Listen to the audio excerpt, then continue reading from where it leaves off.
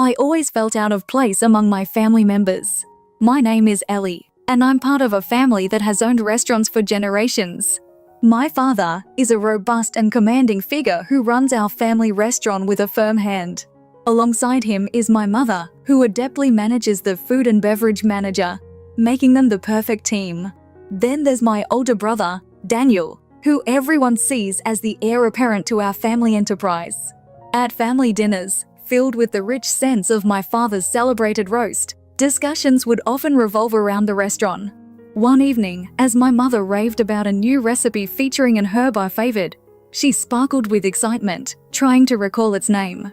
Thyme, I responded quietly, fidgeting with my meal while Daniel scoffed dismissively about my interest in what he considered a trivial detail. My father's gaze would often turn to me, pressing me about when I would start showing interest in the restaurant business, reminding me that I wasn't getting any younger. In those moments, I felt like shrinking into my chair as I expressed my preference for being outdoors, tending to plants. This exchange of looks between my parents was all too familiar. They didn't understand my passion for botany, viewing it as impractical compared to the tangible demands of restaurant management.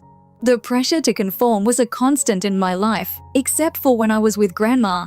She lived alone on the outskirts of town, surrounded by a lush garden that was a sanctuary to me. She was the antithesis of my parents' gentle, patient, and profoundly understanding of my affinity for the natural world.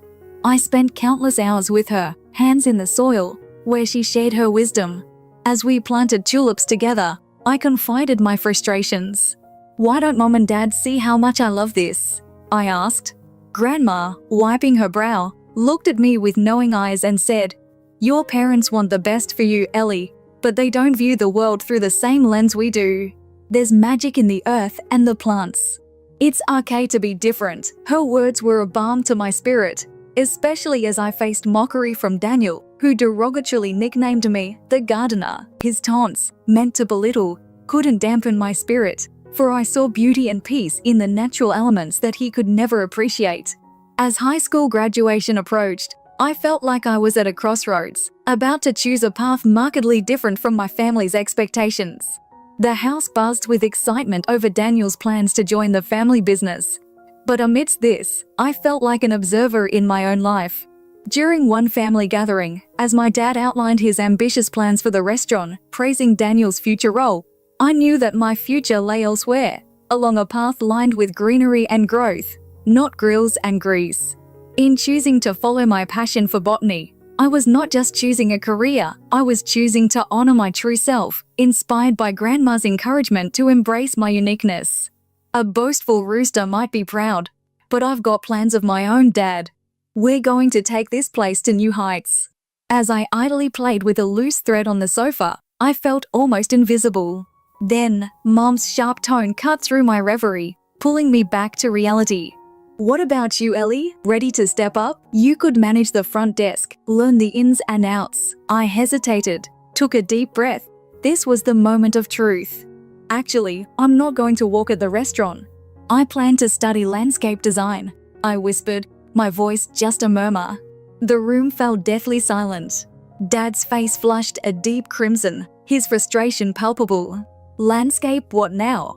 he snapped, incredulous. "That's no career for you. You're a part of this family, and the restaurant is our legacy." Daniel, ever the skeptic, scoffed. "What are you going to do? Plant flowers for a living?" My cheeks heated with embarrassment and determination. "Yes, actually. That's exactly what I intend to do. I'm good at it, and I love it," I retorted. Mom looked bewildered, concerned. "Ellie, be practical. You can't earn a living by playing in the dirt." Rising to my feet, a wave of defiance washed over me. "It's not just playing in the dirt, Mom. It's about creating something beautiful, something tangible. I'm not asking for your approval, but I need you to understand this is my choice." Dad's hand slammed down on the table, his voice thunderous. "If you pursue this foolishness, you're on your own. Don't expect any help from us." My stomach twisted into a knot, yet my resolve was firm. "Fine. I'll do it on my own." Grandma, quietly knitting in the corner, finally spoke up, her gentle voice filled with conviction. "Father, let the girl follow her heart. She has a real talent, and it'd be wrong to squander it, Dad grumbled and turned away. Fine, do what you want.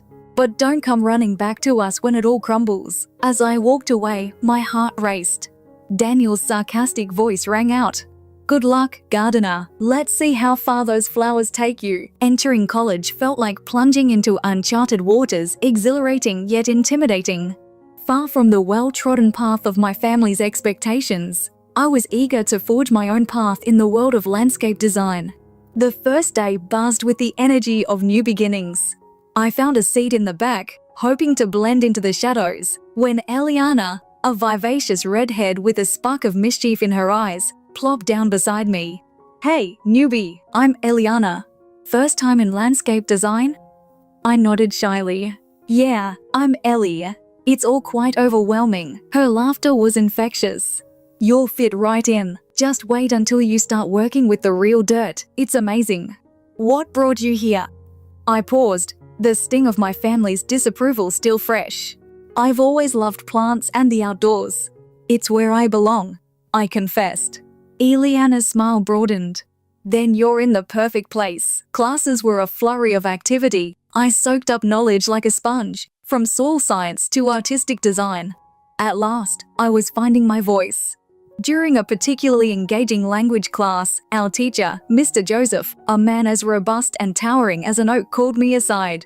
Ellie, your designs are truly remarkable. You have a natural flair for this, he remarked with a tone both earnest and motivating.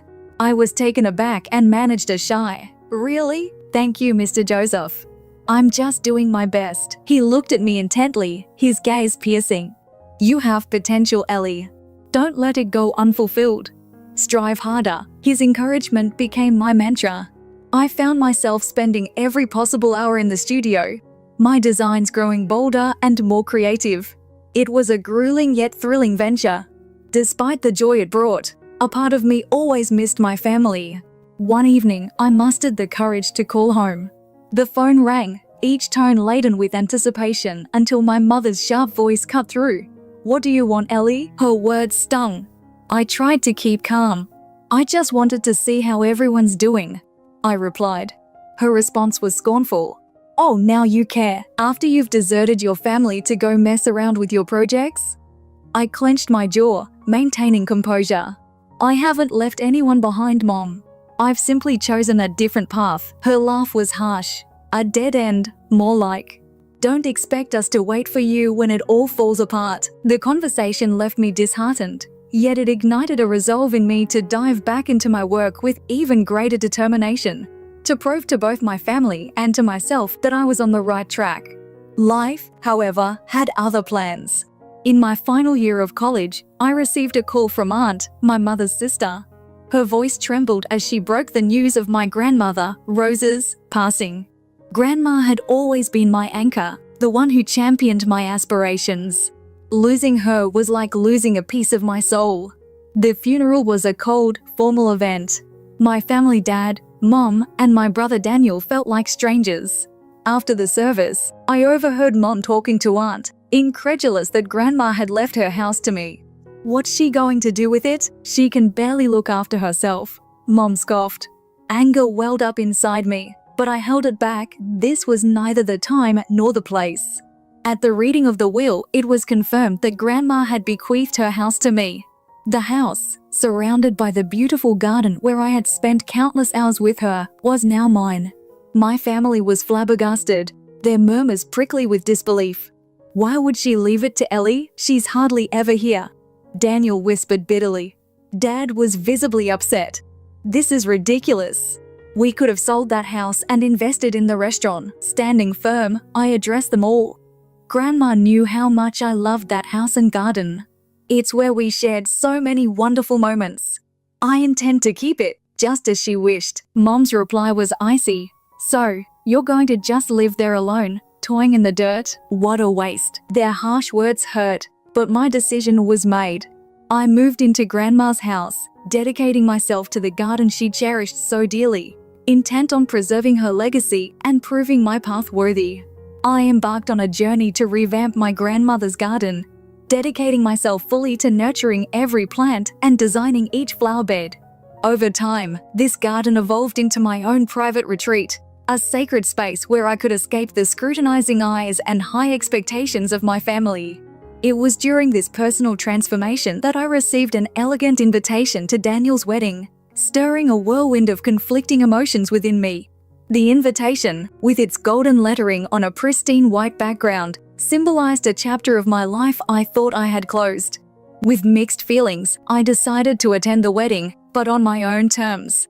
I chose an outfit that was elegant yet simple, a stark contrast to the gardening clothes my family was used to seeing me in. As I entered the venue, the familiar sights and sounds momentarily took me back to a past I had left behind. I spotted my family, including Daniel, all looking picture perfect. As I approached them, my mother's sharp tone cut through the bustling noise, expressing surprise at my attendance. I calmly stated my intention to witness Daniel's marriage, emphasizing it was a family occasion after all.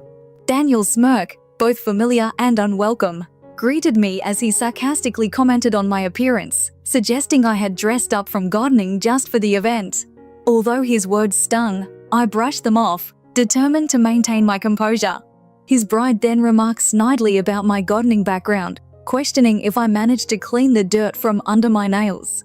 Her mocking tone was intended to wound, but I responded coolly, assuring her I cleaned up well and extended my congratulations to the couple. My father's icy stare and cold words followed, reminding me that my presence didn't change the past or the choices I had made. Their harsh words were like thorns, but over the years, I had developed a resilience that shielded me. I reiterated my only purpose was to wish Daniel a happy married life, after which I was directed to a secluded table. From my corner, I could sense the curious glances and whispers labeling me the black sheep of the family. Yet, as I sat there, a profound sense of pride surged within me. I was no longer the timid girl they remembered, but a strong woman who had flourished on her own terms, despite their doubts. The evening wore on, and attempting to blend into the background became increasingly difficult, especially when I caught the attention of some acquaintances from my childhood. As they approached with sneers, calling me the family's little dirt digger, I corrected them firmly, stating my profession as an urban designer, though I doubted they would grasp the distinction. Their laughter was dismissive and scornful, but I held my ground, asserting the legitimacy and significance of my work. My resolve silenced their mockery, marking a subtle yet significant victory in reclaiming my dignity and acknowledging my accomplishments. During a dinner at a crowded event, an older man sitting nearby suddenly joined our conversation. He had been quietly listening, his disapproval evident as he listened, but he spoke up to commend a young woman's work. "I've seen her creations in the new park. They are remarkable," he stated confidently. His unexpected support caught the group off guard. They had been subtly mocking her earlier, but now, embarrassed and with bruised egos, they quietly retreated. Feeling a surge of courage from the man's words, I left the safety of my corner to mingle. As I moved through the room, avoiding curious stares and hushed whispers, I overheard a familiar voice. It was Daniel, gossiping with his friends. "She's the family oddball, more interested in gardening than what most consider real work," he sneered, amusement mixed with a touch of scorn in his tone. His friends laughed loudly, labeling her the family's black sheep. The harshness of their words stung, but I reminded myself that their opinions did not define her. As I navigated through the crowd, I ran into my cousin Lucy, who always had a gentle demeanor. "Hey, I've really admired some of your landscape designs," she said with genuine warmth.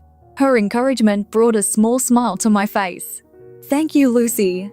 That means a lot, especially today." Lucy's understanding gaze told me she disagreed with how others treated me, and she was glad I pursued my passion despite them. Our brief conversation was a comforting break from the evening's undercurrents. Returning to my corner, I felt the heaviness of the night amidst the loud music and laughter, all seeming distant and disconnected. I longed for the night to end. As the celebration wound down, the mayor took the stage. A distant relative through marriage, he unexpectedly began his speech by highlighting a guest. "Tonight, I want to recognize a star in landscape design, Ellie," he announced, causing me to almost spit out my drink in surprise. The room filled with applause, an unfamiliar and overwhelming sound to me. I stood up, feeling exposed as the mayor continued praising my work in transforming the city park, mentioning several awards I had won. My family's table reacted with shock and embarrassment. Daniel's bride whispered incredulously to him, "Is he talking about your sister, the gardener?" As the applause continued, I felt a newfound confidence replace the shadows of doubt. With everyone's attention on me, I took the opportunity to speak. "Thank you, Mayor, for your kind words. It's an honor to contribute to the beauty of our city," I began, my voice steady and clear. As I scanned the crowd, my eyes finally rested on my family. It's strange, isn't it? The way life unfolds? Daniel, you and your wife are indeed a match, both uniquely talented in your disregard for others. A profound silence engulfed the room, thick with tension. My parents, my brother, and his fiancée turned a deep shade of red, their embarrassment as palpable as if I had struck them. My mother's voice sliced through the quiet, sharp and clear. "Ellie, what are you doing? This is your brother's wedding." I met her eyes without wavering. "I'm just telling the truth, Mom. Something we seem to have a hard time with." Daniel stood, his face a mask of fury. "You don't get to speak to us like this." But I stood my ground, calm and resolute. "I've earned my right to speak, Daniel. Maybe it's time you listened." The standoff ended with Daniel retreating to his seat, the room gradually returning to a murmur. The mayor nodded to me in respect before moving on. As I sat back down, I felt a weight lift slightly. I had voiced my truth and stood up for myself in a way I never had before.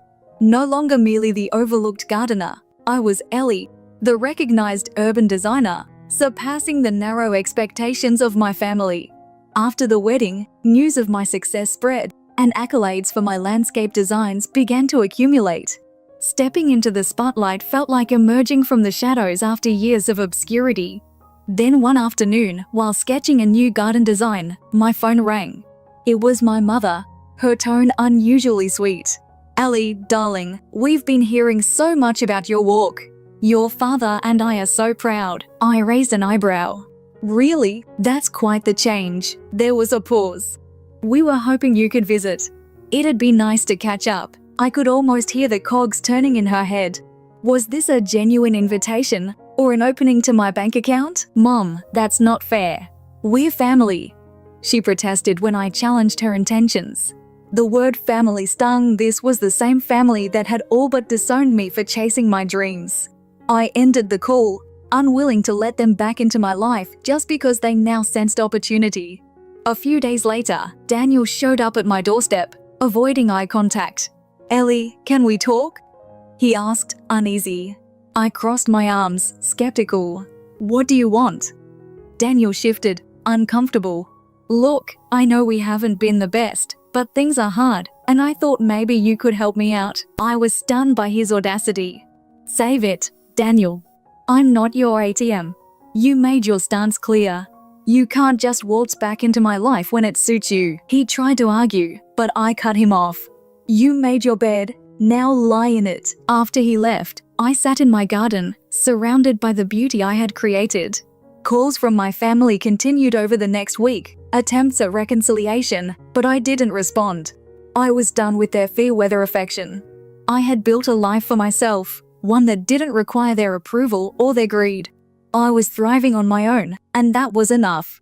As I admired the plants and flowers, evidence of my dedication and passion, I knew I had everything I needed.